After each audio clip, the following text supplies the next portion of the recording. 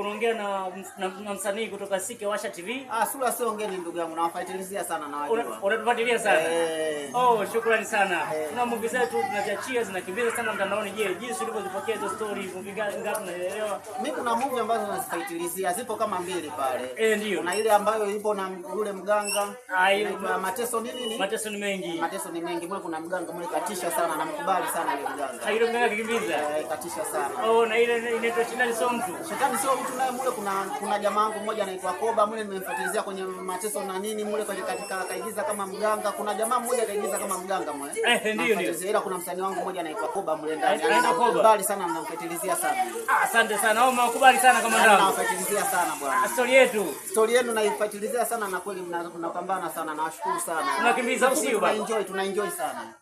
Asante sana, nimekutana na mdau hapa. Ndugu watazamaji, yuko vizuri sana Jembele anatufuatilia katika kundi letu la Sike Washa TV. Kwa jamani, tunahitaji msubscribe, comment na kushare. Angalieni Sike Washa TV. YouTube tunapatikanika, huyu ni mdau wetu. Hivyo basi tunaomba basi support yenu wadau kama kawaida. Asante wana ngoyeni. Haina shida na mmetisha sana. Pamoja sana. Unawaambia nini watazamaji? Wafuatilizie.